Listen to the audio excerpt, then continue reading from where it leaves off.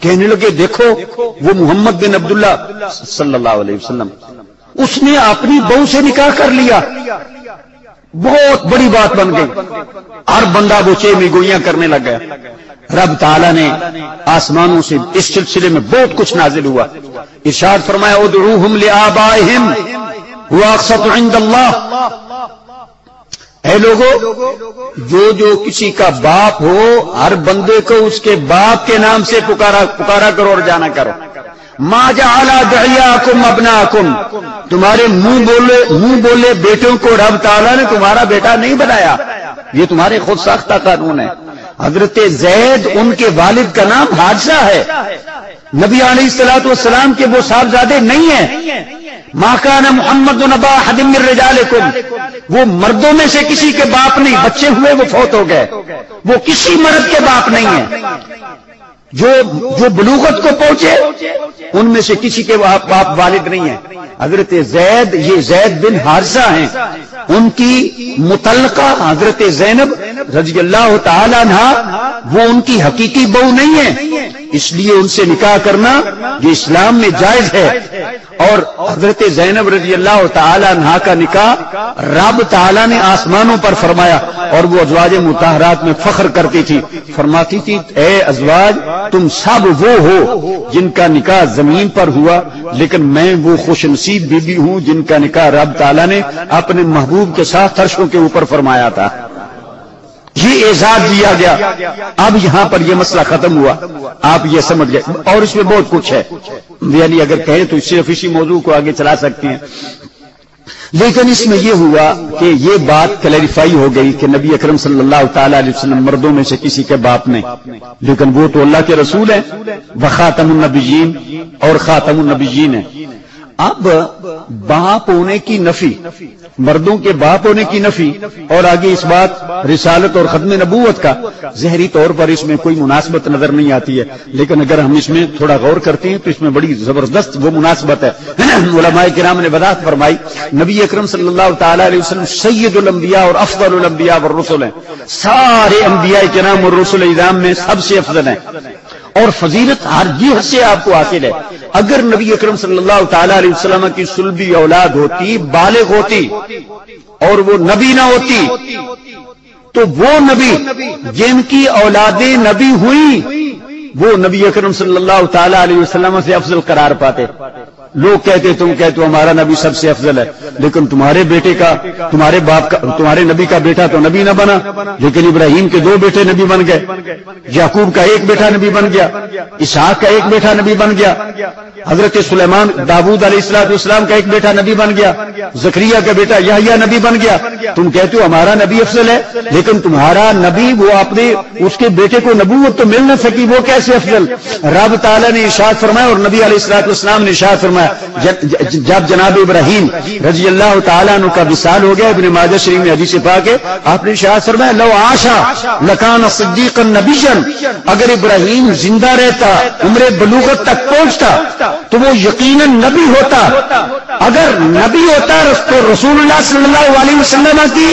ختم نبوت پہ حرف آتا، اگر بیٹا نبی ہوتا تو رسول اللہ صلی اللہ علیہ وسلم کی ختم نبوت پہ حرف آتا،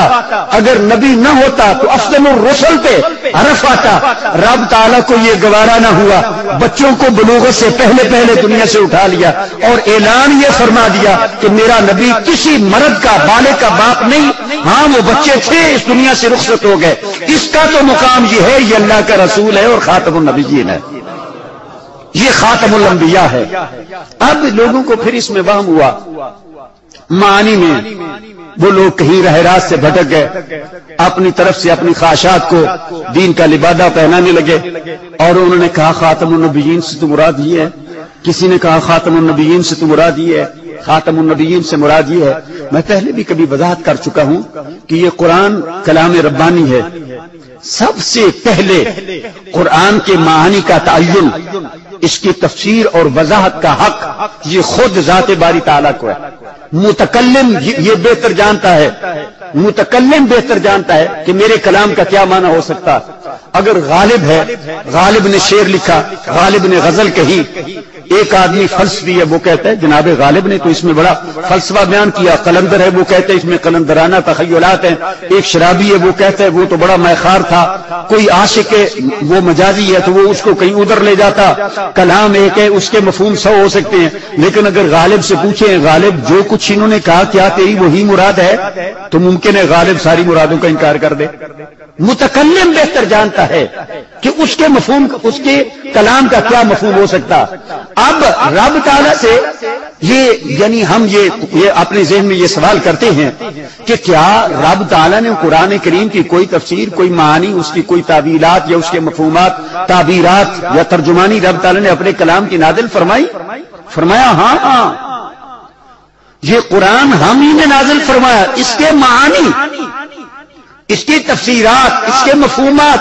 وہ بھی ہم نے وہ وحی غیر مطلوب کی صورت میں اپنے محبوب کے سینہ اطہر پہ نازل فرمایا۔ ارشاد فرمایا انا علینا قرآنہ ثم انا علینا بیانہ او کما قال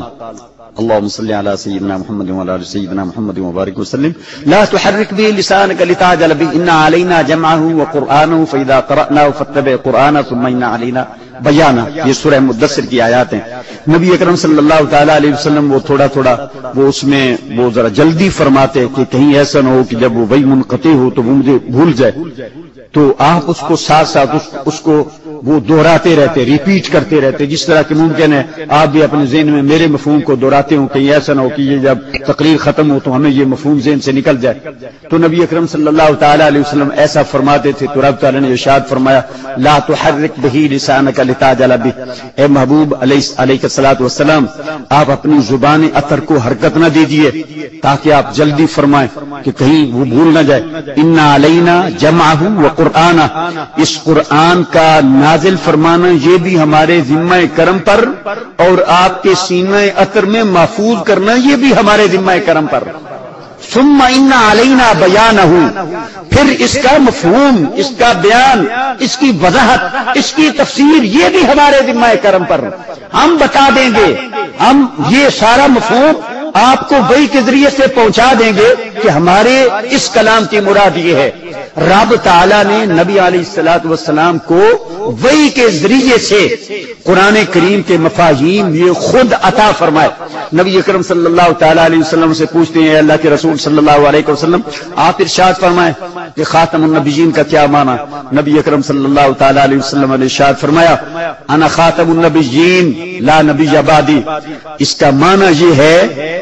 کہ میں آخری نبی ہوں، میرے بعد کوئی نبی نہیں آ سکتا۔ یہ معنی اللہ کے رسول نے خود متعین فرمایا، اور بخاری شریف اور مسلم شریف میں حدیث پاک ہے، جناب ابو ہریرہ رضی اللہ تعالیٰ عنہ روایت فرماتے ہیں نبی اکرم صلی اللہ تعالی علیہ وسلم نے اسی مفہوم کو ایک مثال کے ذریعے سے، حصی مثال کے ذریعے سے واضح فرمایا۔ آپ نے ارشاد فرمایا مثلی و مثل الانبیاء قبلی کمثل قصر احسن بنیانہ، اے میری امت مفہوم نبوت سمجھنے کے لیے اور مفہوم ختم نبوت سمجھنے کے لیے یوں سمجھو کہ میری مثال اور انبیاء سابقین کی مثال ایسے ہے جیسے ایک خوبصورت ترین محل، کوئی پیلس بہت خوبصورت، احسن بنیانہ جس کی بنیاد، جس کی کنسٹرکشن بڑی عمدہ، بڑی اعلیٰ قسم کی ہے، لیکن تورے کا منہ موضع لبنہ، وہ سارا کمپلیٹ ہے، بالکل فرنشڈ ہے، وہ فنش ہے، سوائے ایک اینٹ کی جگہ کے۔ اس میں سفیدیاں ہو گئیں، رنگ ہو گئے، اس میں ماربل لگ گئے، سب